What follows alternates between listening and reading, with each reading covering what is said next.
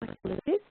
She's a practitioner and has worked in consultancy for all of her career and has considerable experience in working with organisations. So I shall now hand over to Claudia. Thanks, Claudia. Hi there, everyone, and thanks very much for joining.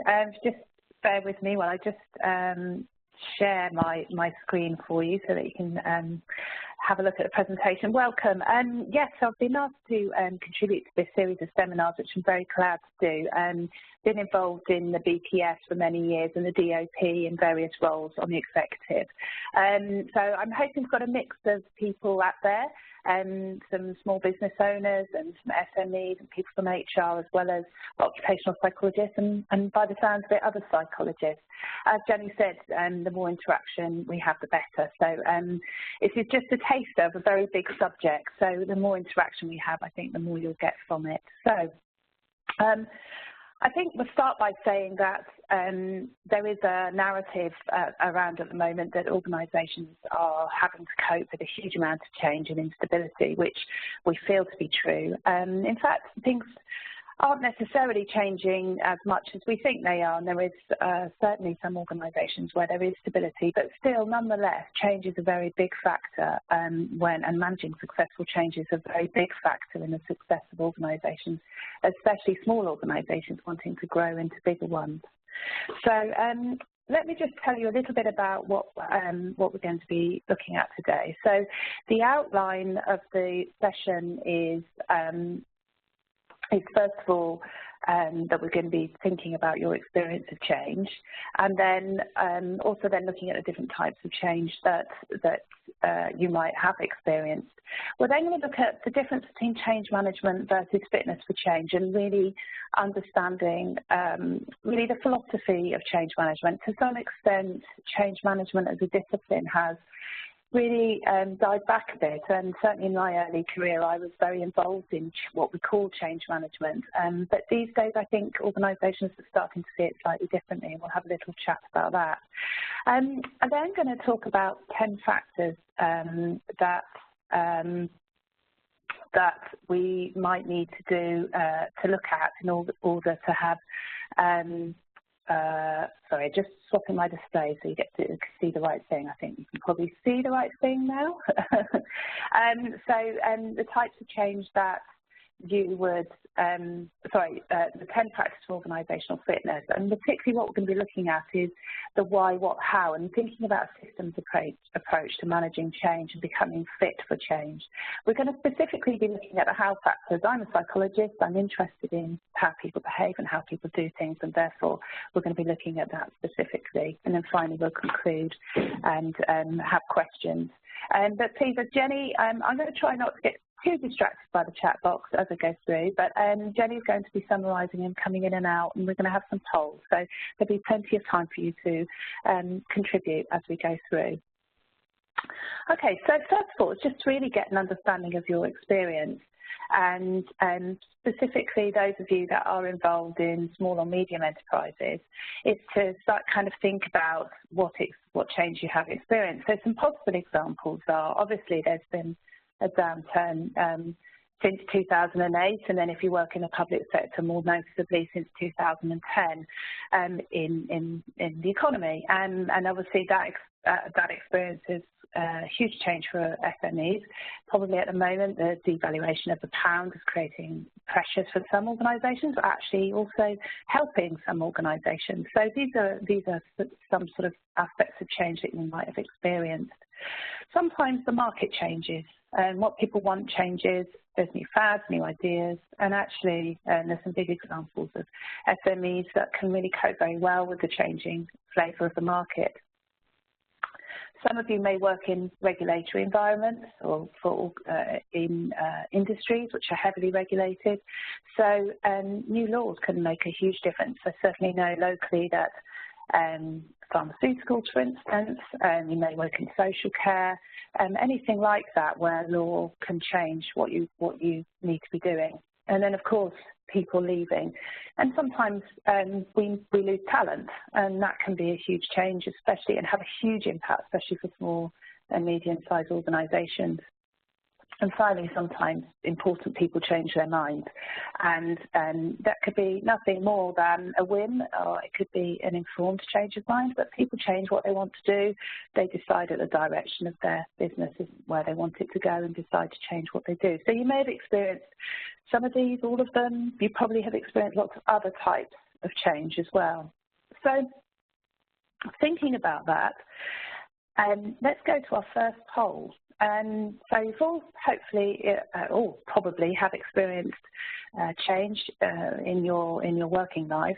So just to briefly and to summarise, when you think about how organisations manage change in the past, could you complete the poll and just really give us a flavour? Has your organisation managed change really well? Could it have been better? Or was it absolutely awful? And we'll have a quick look at that, what that looks like. And while you're thinking about that, one thing I would say is that often we find that smaller organisations actually cope better with change. And that's because they don't have the huge structures and bureaucracies that can actually slow down organisational flexibility. So we often find that the agile nature of organisations reduces as they get bigger, and especially if they're acquired, it can really slow things down. So you may find that you feel that it's been done quite well if you come from a small organisation. So I'm just waiting to see how that poll's going. So interestingly, 67% of you said it could have been better, and 11% say it's absolutely awful, and only 6% of you said it's been done really well. Now, that's not really surprising. In fact, change is very, very complicated, and as a natural human reaction to change, we often resist it, even if it's actually better for us. So it's hardly surprising to see that. What's quite nice is that the majority of you haven't said it was absolutely awful. So given that 67% of you said it could have been better, why don't we move forward and have a look at the ways in which you could perhaps improve what you do. And for those that you had an absolutely awful experience, it's some building blocks to go from that base. Okay, so one model that I thought would be useful, and the first thing to say actually about the models and the ideas that I'm sharing with you is that I'm obviously personally quite committed to evidence-based practice. One of the problems with change management is it's slightly lacking in a research base. It's based, a lot of the stuff is based on case study, it's based on experience and linked to research, but essentially what we have is a lot of theoretical models which people find useful or not. So I will come to the science a bit later, but it is worth noting that not all of these models have a huge amount of what we would really see as strong statistical evidence behind them. But nonetheless, Ackerman in '97 produced a model which is very helpful. He kind of categorized slide into changes in terms of whether they're developmental, so incremental change, small tweaks and changes to do things faster, cheaper, more simply. And what you find in developmental changes, you get much less resistance. So where organisations can afford to do this small, slow change, then you often find it's much easier. So you may have that experience. Other organisations maybe have to make a transition. They are in one place, but they know that they need to be in another. And so the transition state is usually around things like mergers, big IT infrastructure changes, structural changes. So there is an old state, and we know we want to get to a new state. This can be quite disruptive for people, but at least because you know where you're going to end up, there is some hope really for the people going through the change that things will be better. Transformational change is the stuff where we don't really know how it's going to end up, and it tends to be dramatic, significant, and it tends to be a radical focus on radical change to structure and culture. And I have in my career worked on a few of those projects, and they have been very highly resourced in terms of change management. They've been expensive, but they have been done because a serious change was needed to the model in which the organisation was operating. So I have, for instance, worked in several large government departments on transformational change. Now, we can look at that model, and that's quite useful, but in the end, no matter what the type of change, we have a choice, and the choice is about how we choose to conceptualise change, really. So we can manage each change when it happens or when we want it to happen. So we can say, okay, this change is a project, and we're going to start it here, and we're going to end it here, and we're going to put this team on it, and we're going to do this, and we're going to do that to manage resistance to change. So that's one way of looking at it. However, increasingly organisations are recognising that this project-based approach to change management actually doesn't really solve the problem. So one way to look at it is that perhaps what we need to do is build organisations that are fit for change as it happens, or when it needs to happen, and actually almost without us really having to try, the organisation manages to adapt to what comes its way. As I said before, in some respects, a small organisation finds this easier. Increasingly, I work for a large company at the moment who is acquiring small companies, and their model is to leave those small companies alone for as long as possible, because they recognise that in the technology market, for instance, they really need these organisations to be very agile, and they were a small organisation, so why would they change that model? And that's an interesting approach. So what we're really talking about is what's called organisational development, and or the OD approach, and you hear that and see that in lots of people's job titles these days. In fact, I was with a client last week who's head of talent and OD, and very interested in this sort of approach. So we talk. Our brief is to talk about science and the psychology involved. Let's talk a little bit about some of the high-level scientific backgrounds or theoretical backgrounds to OD as an area. Kurt Lewin, who any of you who studied psychology or in the next stages and looking at occupational psychology or change management or have done an MBA, any of those qualifications will have heard of Kurt Lewin. And he's now retrospectively somewhat seen as the founding father of OD. And he was very interested in group dynamics and action research, the idea of organisations experiencing things and then learning from collaboration and understanding how groups react to change. So he was very much of the idea that we needed a collaborative change approach. I mean, it's worth noting that really fundamentally organisational development is what we call a humanistic approach, so it's very rooted in humanistic psychology. And therefore it is about people, and it's about treating people with respect and giving people rights. So it has some fairly strong philosophical underpinnings that it's worth bearing in mind. Burke and Litwin are very important in OD, and they have informed the sort of 10 factors that I'm going to explain to you today. They looked at a hierarchy of factors that drive the need for change, and they saw external environmental factors such as leadership, strategy, goals as the most important, and then this cascading of factors further down, getting to more towards the individual aspects, towards the bottom of the model. But what they did recognise that all factors are interdependent. You cannot change one without it having an impact on another factor. So it's very important to understand organisations as systems, and that's quite an important aspect of the organisational development approach, is we recognise that we have organisations as living, breathing entities in a sense. French and Bell, very important, and the date they've been around and working in this area for many years, and they saw very much organisations as systems. They've written a lot about organisational behaviour. They have a seminal text on it. And organisations as systems, they see them as both social and technical systems. I think that's really important, and anybody who runs a small business with, even 2 or 3 employees will know that those organisations are a bit like families, and so they're highly social as well as also delivering technical services. And they classify types of OD intervention, which is, if you're interested in this more further, then that's worth looking at. And finally, there's lots of social and neurological psychology, which has been very influential.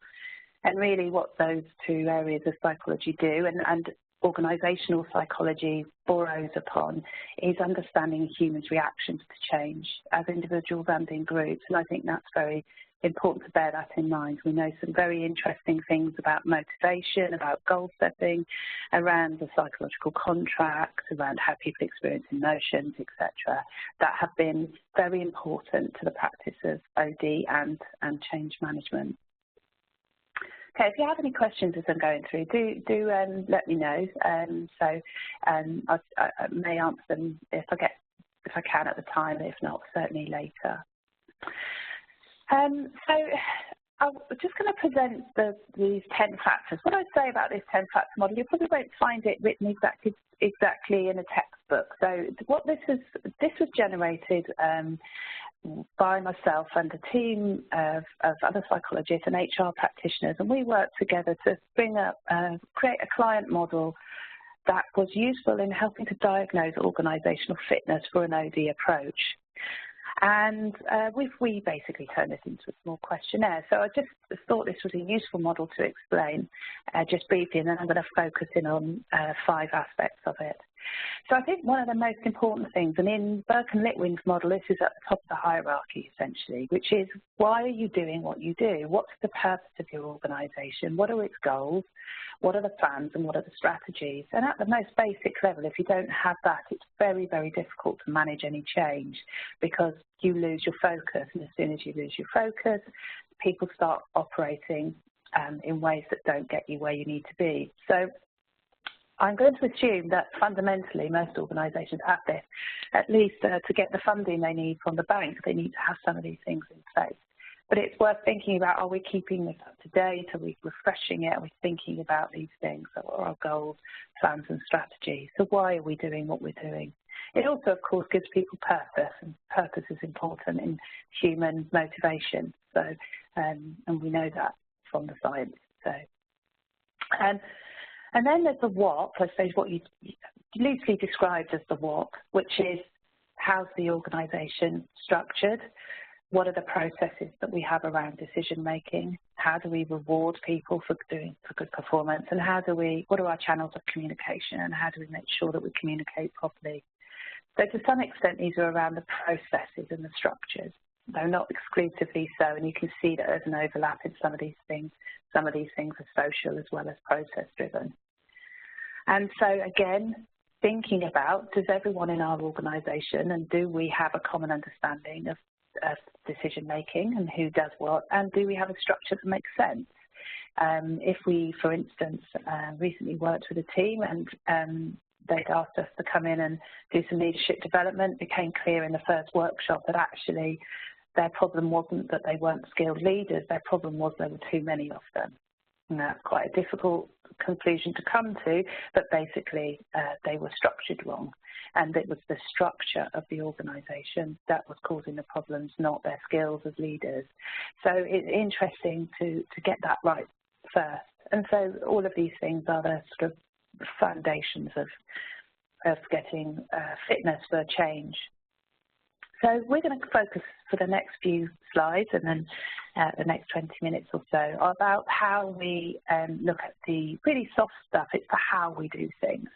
And we're going to look at 5 factors. Essentially, it's the psychology. We're going to look at conflict management, creative tension, how much of an open approach you have, shared values and learning. And I'm going to talk you through each of these. And what we're going to ask you to do, just to make this a little bit interactive, so you're not just listening to me, is to, as I'm explaining each of these different factors and different aspects, what I'd like you to do on the screen, a poll will pop up.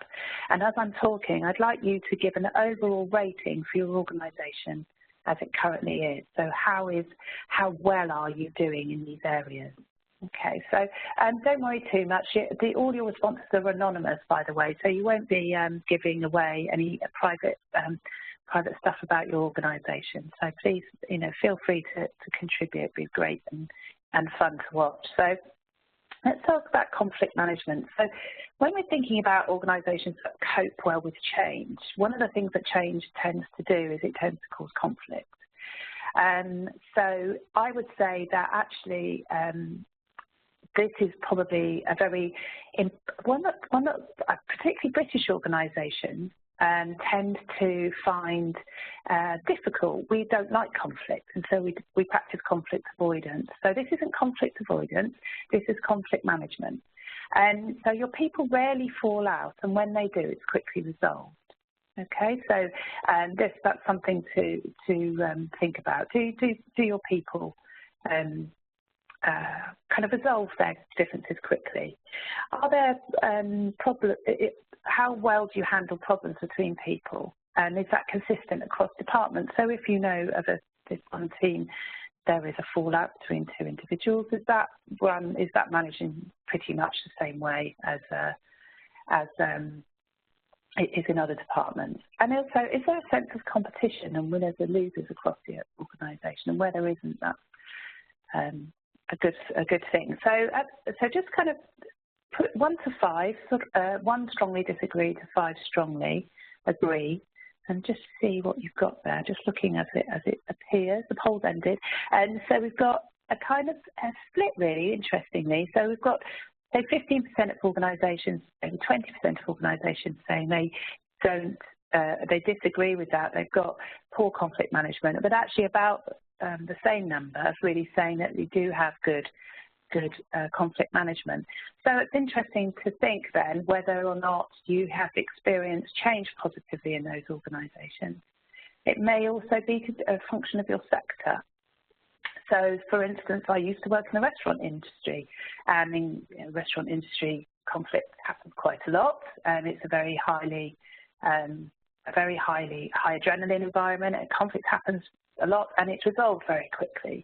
In other industries where perhaps there is more public service industries, you find it's much less acceptable to have those overt conflicts, and actually when they do happen, they're under the surface and perhaps more difficult to resolve. So it may say something about your sector as well. But it's interesting just to think about how this had an impact on the way change has been managed. Creative tension is another area to look at. So, and often what we find, and certainly in my experience, I've found that even organisations that should be creative are actually do many things that create an opposite issue for them. So, for example, having very highly complex authority matrices or decision-making processes. So actually creativity gets really squashed in that process. So it's quite interesting to think about this. So are your people able to have lively discussions about ideas without getting personal? Do people feel comfortable offering constructive challenge? And are all ideas valid irrespective of origin and grade? So have a little think about that. Georgina just said, how do we correct misbehaviours in the process of changing? Is punishment by sanctions a good way of correcting a mistake in this process? And how can we identify the moment when a company needs to start? So there's quite a lot of questions there. Interesting, the whole concept of correcting misbehaviours is probably not one you'd have in an organisation. So in an OD organisation, misbehaviours would be a sign of something going wrong. Misbehaviours might be a sign of creative tension, and you might just call it that. So I think one of the things you do in an OD approach is to observe people's behaviours and use the information you're collecting from those behaviours to try and correct and involve and participate, and I'll come to that a bit later. But creative tension often is uncomfortable, and organisations need to get used to that.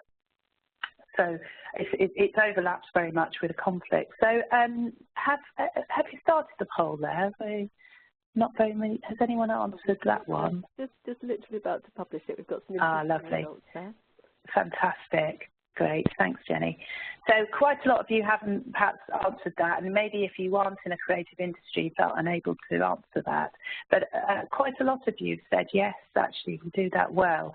And I would imagine, I get the impression that that we've got quite a lot of psychologists on the call, and it may be that psychologists lean themselves more towards creativity and find that much more easy. It may be that if any of you have small or small organisations which are in the digital space, technology space, that you find creativity much easier naturally, and you've got the sorts of people around who are quite happy to work around creative tension.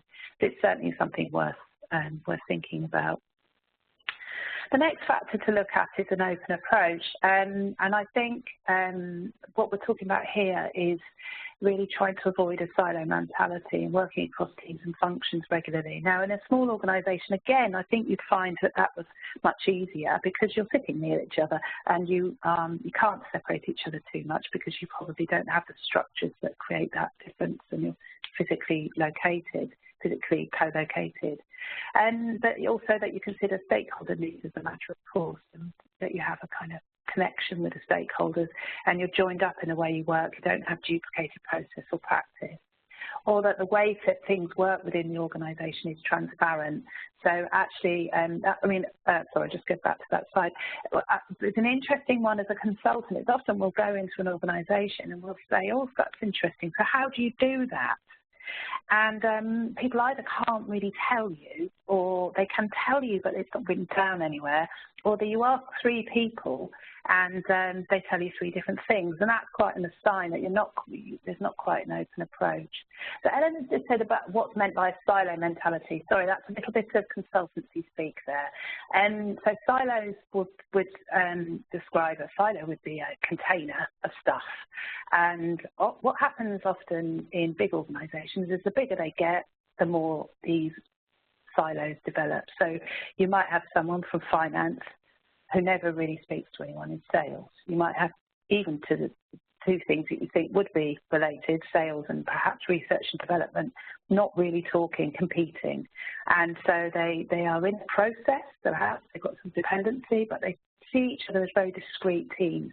And in an organisation that wants to be flexible, that can really, really be a very big barrier. And we see it a lot. It becomes, this open approach is a big issue in many, many organisations' ability to cope with change. I'm working for an engineering company at the moment, and there's a big global organisation, and they're really trying to break these silos down, and actually it's very, very difficult. And one of the reasons they need to is because the markets across the world are so very different and quite volatile.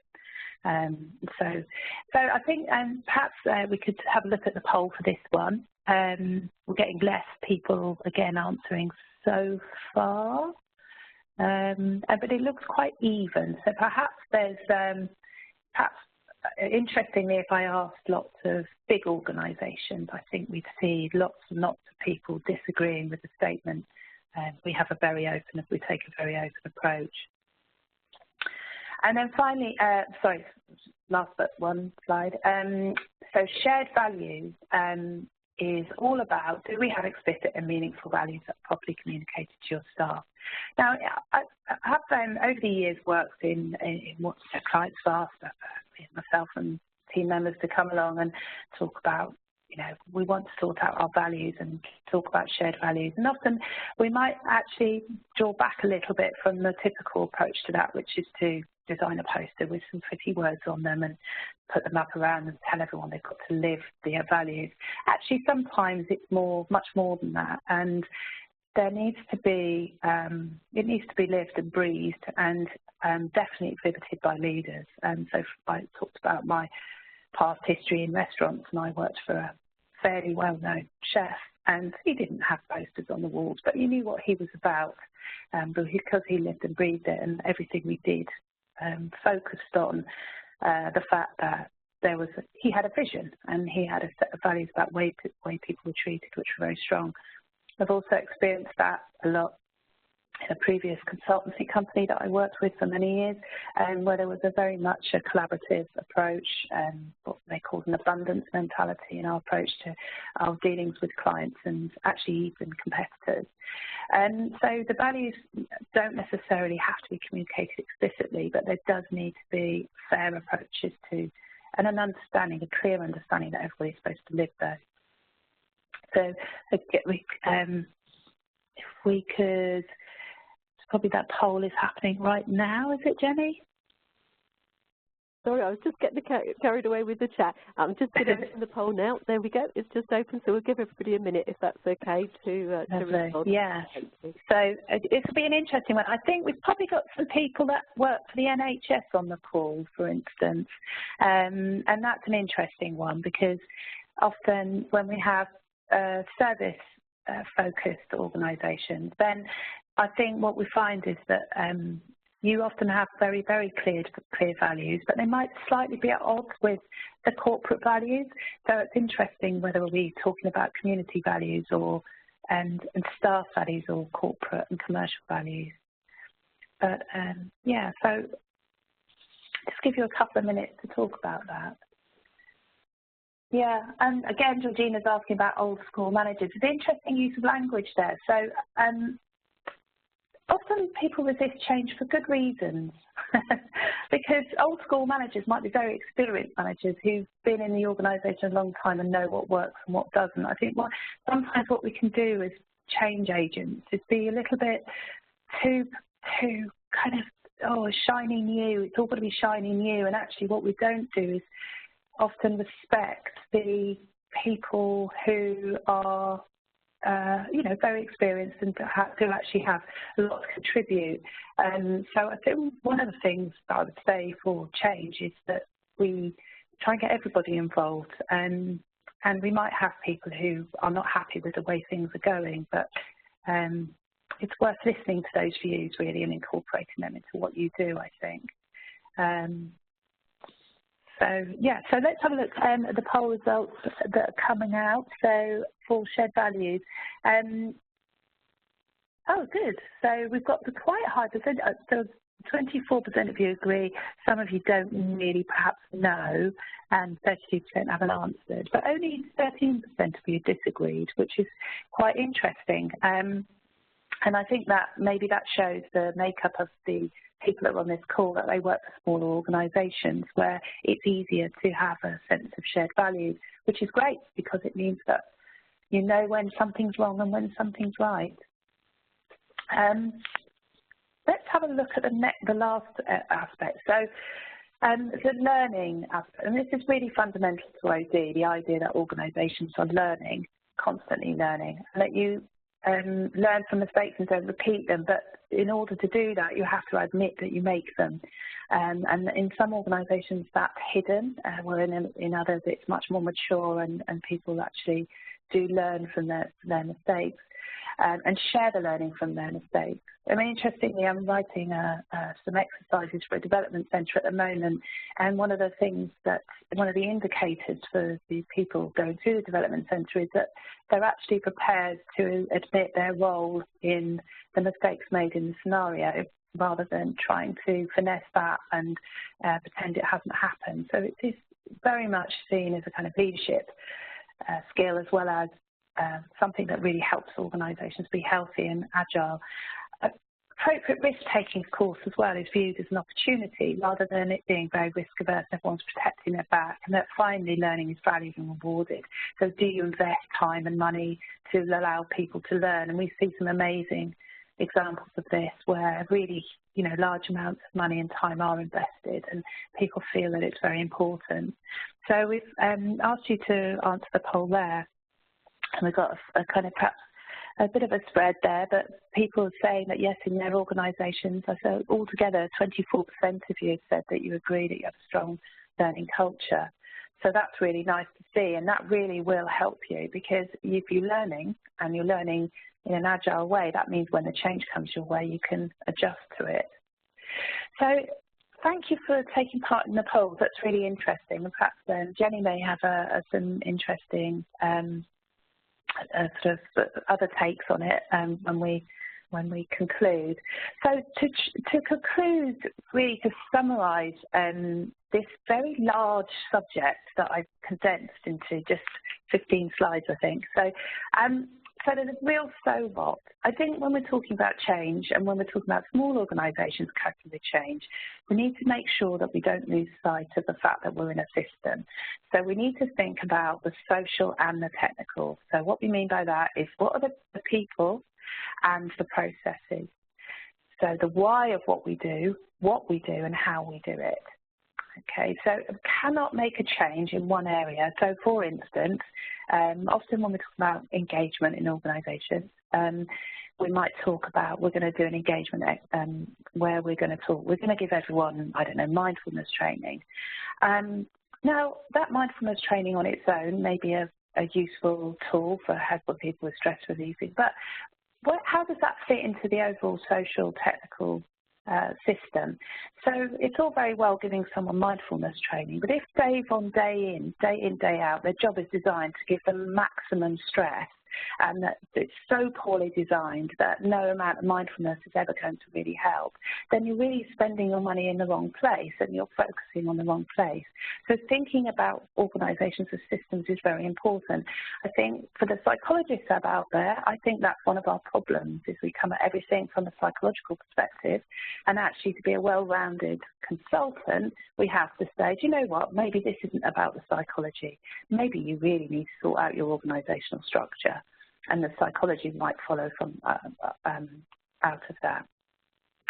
The other issue is do not wait for change to happen. It's going to happen, so the best approach probably is to create and nurture an organisation that has a higher readiness for change. Now, that doesn't mean it's always going to be pleasant, doesn't always mean it's going to be easy, but actually what it does mean is that you're not constantly investing in change management projects. Also acknowledge that when you change one thing, you change lots of things. I think that's to my point earlier on. If you change someone's job role, you're changing many things for them and for the people around them. If you change remuneration, you're changing remuneration, but you're also changing lots of other things. If you change structure, you're changing structure, but you're also changing people's relationships with each other. So we've got to really think about that. And then keeping an eye on organisational fitness is how is your system working, in much the same way that for those of you that like to keep fit, you know that it's all very well going to the gym 5 times a week, but if you're miserable and you're not eating good food, it's sort of pointless. So that's what we'd say, is just kind of thinking about the system, how's it working. A big message really that comes out of all the change literature, and that perhaps isn't necessarily represented properly in some of the OD models, the high-level OD models, but it is in the change management literature a bit better, is about the collaboration and participation. So we know that people like to feel in control. The more that people feel in control, the more likely they are to help you rather than hinder you with change. So collaborate and allow participation and allow expression of viewpoints, and people will feel more in control. A very important point I wanted to make, because I am a psychologist and at least 30% of these slides perhaps isn't actually about psychology, it's all about strategy and business awareness and commercial awareness. But we have to not to forget that people are individuals, and we all have individual psychological contracts. So reasons why we come to work, what we think the deal is with our organisation. So for instance, for many years, my deal with my organisation was that I didn't really get told what to do very much, and that when I needed to work from home, or when I wasn't on client site, I worked from home and didn't have to commute on Southern to London. That was a very important part of my psychological contract. Change in the organisation threatened that, and that was very important. So what we have to do, and again, as small business owners, small and medium-sized business owners, we can be closer to that because we can get to know individuals. I would recommend, psychological contract is a whole other subject, which I have spoken about before, and I really love the model. But if you want some useful stuff on that, just have a look on the CIPD website, and there's a really good psychological contract fact sheet that gives you some ideas there about how you can sort of channel emotions and transactions that people have with organisations.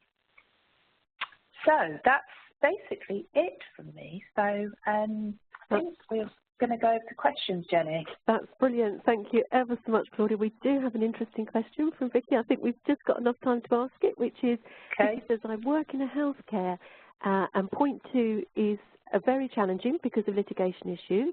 I would say that the environment supports 1, 3 and 4 though. How can organisations encourage people to share learning when there is a risk of being held personally responsible? That's a very good question. Without wanting to sound like a politician, that is a very good question. So I'm not going to solve the problems in the NHS and in healthcare very easily, I don't think. So one of the examples I'd give is in sort of airlines. In airlines, my understanding is that any time there's any accident, any near miss, anything that even slightly goes wrong, I'll go back to the learning slides, yes, so you can see that one, then there is a proper review. Now, the thing is, though, that is embedded in their cultural process, in their organisational processes and in their delegated authority. So I was on a plane the other day when it did one of those landings where it didn't land.